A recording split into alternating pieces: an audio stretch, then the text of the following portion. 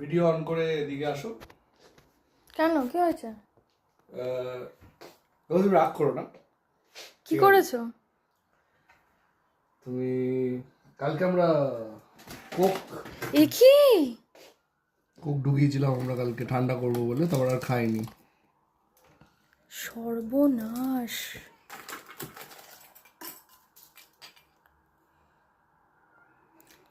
এগুলো কি হয়েছে মানে জানো তো, মানে লিকুইড বরফ হয়ে যায়। হ্যাঁ, এটা আবার কি কথা? তো ওটা কি হয়েছে, ফেটে গেছে। মানে এতটাই প্রেসার ক্রিয়েট হয়েছে যে কোক ফেটে গেছে।